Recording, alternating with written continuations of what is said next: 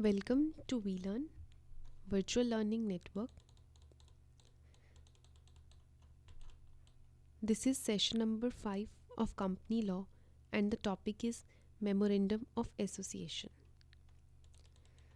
Topics to be covered are meaning of memorandum, form of memorandum, contents of memorandum, clauses of memorandum, doctrine of ultra-vires, alteration of different clauses in the memorandum. Now first topic is meaning of memorandum.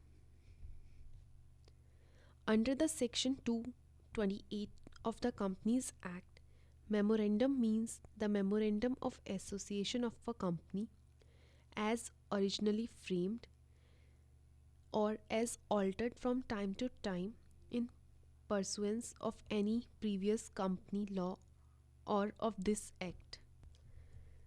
Memorandum का मतलब होता है memorandum of association जो कि company बनाती है और ये टाइम टू टाइम ऑल्टर किया जाता है according to the need. Memorandum of association में बहुत सारे हमारे क्लॉजेस होते हैं। It tells us what the company can do as a specified in its object clause. इसमें एक क्लॉज होता है ऑब्जेक्ट क्लॉज जो बताता है कि कंपनी क्या करेगी। The object clause is an important clause in the memorandum.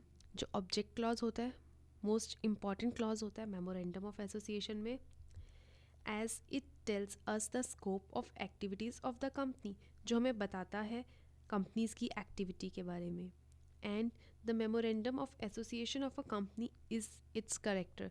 जो मेमोरेंडम ऑफ एसोसिएशन होता है वो कंपनी का करेक्टर होता है। करेक्टर सर्टिफिकेट जिस तरह से होता है उसी तरह से यही मेमोरेंडम ऑफ एसोसिएशन कंपनी का करेक्टर सर्टिफिकेट होता है। Forms of memorandum.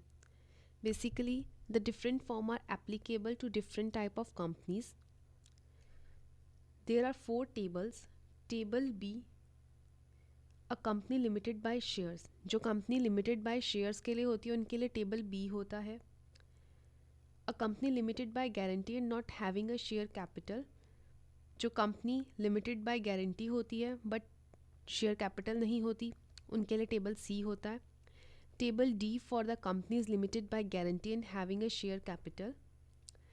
Table E for the companies having unlimited liabilities. Table E उन companies के लिए होता है जिसमें unlimited liabilities होती हैं. Now come to the third topic, that is content of memorandum. Memorandum के क्या क्या contents होते हैं कि आपके memorandum of association में क्या क्या आता है. First, the name of the company with limited as the last word of the name in the case of public limited company. अगर public limited company है तो कंपनी का जो भी नाम है उसके लास्ट में limited word आता है. And with private limited as the last word in the case of private limited companies. और अगर वो private companies हैं तो उनके end में private limited आता है. Second, the name of the state in which the registered office of the company is to be situated. State का नाम जहाँ पे registered office situated है. The object of the company stating separately as main objects and other objects. जो भी company के objects होते हैं जैसे main object क्या है कंपनी का या main object से हट के अगर कोई object है वो आते हैं.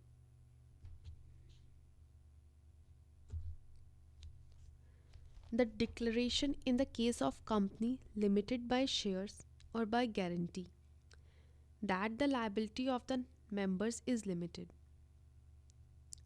In the case of a company having a share capital, अगर company के पास share capital है तो the amount of share capital with which the company is to be registered and the division thereof into shares of a fixed amount. जो भी आपका share capital का amount है वो रजिस्टर होता है. Every subscriber of the memorandum has to take at least 1 share. जो भी सब्सक्राइबर होते हैं आपके मेमोरेंडम के उनके लिए ज़रूरी है एक शेयर लेना. And he shall write opposite his name the number of shares he takes. और लिखना ज़रूर, और साथ ही साथ वो लिखते हैं कि उन्होंने कितने शेयर्स लिए हैं अपने नाम के आगे. Now, clauses of memorandum. There are various clauses in the memorandum of association. The first one is name clause. The memorandum of every company must state the name of the company with the word limited. Her company के नाम के आगे limited लगता है. At least the last word of the name in the case of public limited company. अगर वो public limited company है तो उसमें उसके नाम के आगे लिमिटेड लगेगा. And with private limited as the last word of the name in case of private limited company. अगर आपकी प्राइवेट लिमिटेड कंपनी है तो कंपनी के नेम के एंड में प्राइवेट लिमिटेड लगेगा. Second clause, registered office clause. This clause states the name of the state in which the registered office of the company will be situated. इस clause में आपका नाम आता है स्टेट का जहाँ पे रजिस्टर्ड ऑफिस है कंपनी का. Every company must have a registered office. हर कंपनी का रजिस्टर्ड ऑफिस होता है which establishes its domiciles. In fact, it is also the address where company's statutory books must normally be kept. यहाँ पे आपका address भी आता है जहाँ पे कंपनीज की स्टैट्यूटरी बुक्स रखी जाती हैं and to which notice and all other communications can be sent. In the memorandum only the name of the state in which registered office is to be situated is to be mentioned. Memorandum में states का name आता है जहाँ पे आपका registered office situated है and the exact address of registered office may be communicated. और address आता है रजिस्टर्ड ऑफिस का but not later than 30 days from the date of incorporation of the company. Next clause is object clause. That object clause is the main clause of the memorandum of association because this clause defines the objects of the company and indicates the sphere of its activities. जो आपका object clause है वो indicate करता है, वो बताता है कि आपकी कंपनी का क्या ऑब्जेक्टिव है और साथ ही साथ आपकी सारी एक्टिविटीज़ इस क्लॉज में आती हैं. A company cannot do anything beyond or outside its object clause. आपके ऑब्जेक्ट क्लॉज में जो जो ऑब्जेक्टिव्स लिखे हैं, जो जो एक्टिविटीज़ लिखी हैं, उसके बाहर कंपनी कुछ नहीं कर सकती. जो आपके ऑब्जेक्ट क्लॉज में एक बार आ गया, कंपनी को वो सारा काम करना पड़ता है. And any act done beyond them will be ultra vires and void. अगर कंपनी उसके बियॉन्ड जाके जो आपके ऑब्जेक्ट क्लॉज में नहीं है वो काम करती है, वो एक्टिविटीज़ करती है, तो उन एक्टिविटीज़ को वॉइड किया जाता है, मतलब नहीं माना जाता है. Basically, Section 13 requires every company to divide its objects clause into the following two parts: the main object of the company and the second is other object of the companies, which are not included in first. जो section 13 के according देखें तो जो object clause है उसे दो parts में divide किया गया है. पहला है main object of the company की कंपनी का क्या मेन ऑब्जेक्ट है, एंड सेकंड अदर ऑब्जेक्ट्स. जो मेन ऑब्जेक्ट से हट के अदर ऑब्जेक्टिव्स हैं कंपनी के, वो भी ऑब्जेक्ट क्लॉज में आते हैं जो कि हम मेन ऑब्जेक्ट में नहीं डाल सकते. Now liability clause. This clause contains the nature of liability of the members of the company. Liability clause में सारी लायबिलिटीज़ बताई जाती हैं जो कि हर मेंबर के पास हैं कंपनी के. This clause is necessary where the liability of the members is limited. ये क्लॉज वहाँ ज़रूरी है जहाँ पे जो मेंबर्स हैं कंपनी के उनकी लिमिटेड लायबिलिटी है. In this clause shall not be included in the case of an unlimited company. और ये क्लॉज अनलिमिटेड कंपनी के केस में नहीं इंक्लूड किया जाता. In case the company is limited by shares the liability clause must state that the liability of the members shall be limited by shares. It means that the liability of a member is limited to the nominal value of shares held by him. In case the shares are partly paid, then no member can be called upon to pay more than the amount that remains unpaid on his share. Next is capital clause. This clause must indicate the amount of capital with which the company is registered. जब भी कोई business start करते हैं उसके लिए हमें starting में capital की ज़रूरत पड़ती है, तो कैपिटल क्लॉज उसी से रिलेटेड है. कैपिटल क्लॉज के अंदर हम अमाउंट ऑफ कैपिटल डालते हैं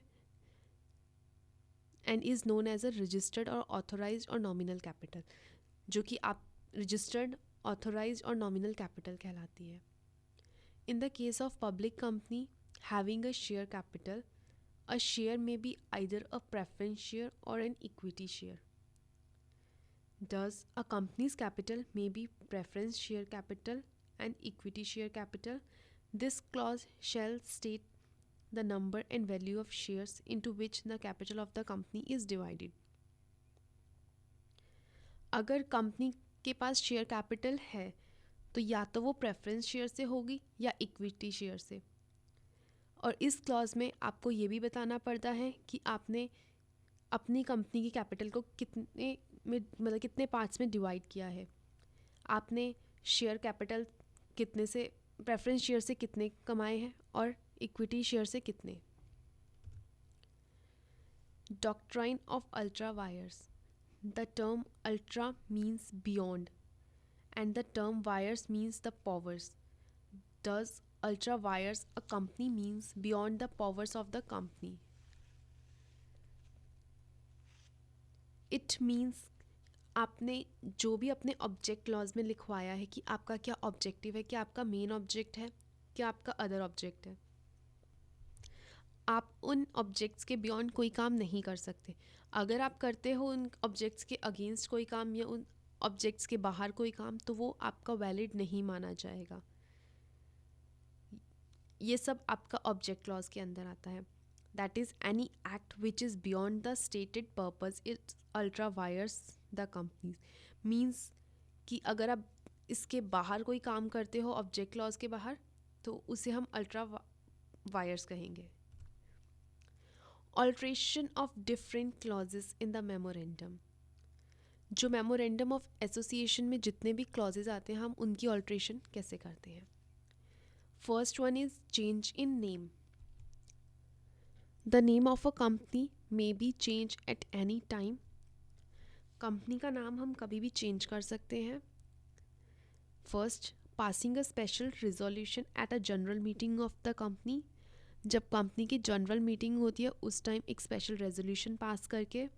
और the written approval of the central government. Central government से रिटन अप्रूवल लेके. No approval of the central government is necessary if the change of name involves only the addition और deletion of word private. अगर हमें अपने company के नाम से private word delete करना है या ऐड करना है तो हमें उसके लिए सेंट्रल गवर्नमेंट की अप्रूवल की ज़रूरत नहीं होती. The change of name must be communicated to the registrar of companies. अगर आप नेम चेंज कराते हो अपनी कंपनी का तो आपके लिए ज़रूरी है कि आप उसे रजिस्ट्रार ऑफ द कंपनी को बताएं with in 30 days of passing of the sad resolution. 30 दिन के अंदर जब रिजोल्यूशन आता है उसके 30 दिन के अंदर अंदर. Then the registrar of the company issue a fresh certificate of incorporation with necessary alteration. उसके बाद रजिस्टर ऑफ कंपनीज आपको फ्रेश सर्टिफिकेट दे देती है इनकॉर्पोरेशन का.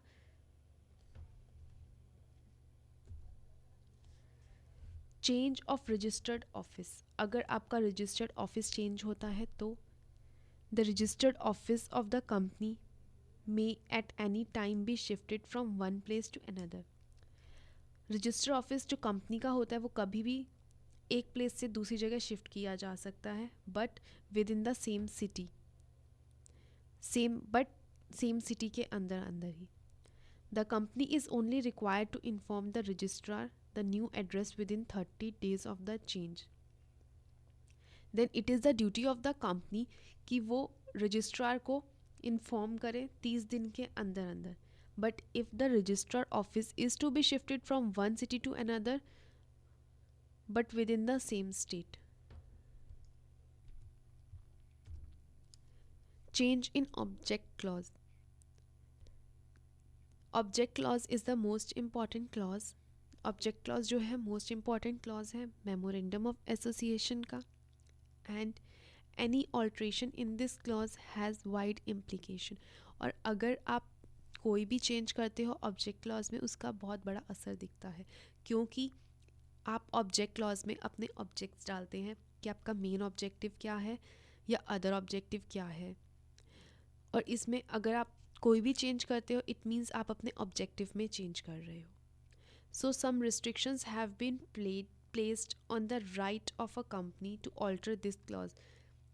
और अगर हम ऑब्जेक्ट क्लॉज चेंज करना चाहते हैं तो इसमें कुछ रिस्ट्रिक्शंस भी होती हैं जो कि कंपनी पे लगाई जाती हैं. मींस कुछ रूल्स रेगुलेशंस होते हैं जिनके अंडर ऑब्जेक्ट क्लॉज को चेंज किया जा सकता है, उसके अलावा नहीं.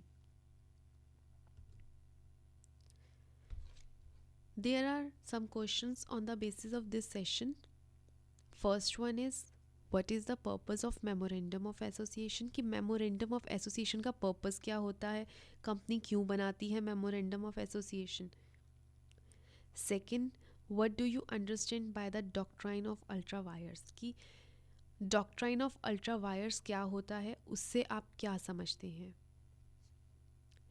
Thank you. Happy learning. We learning.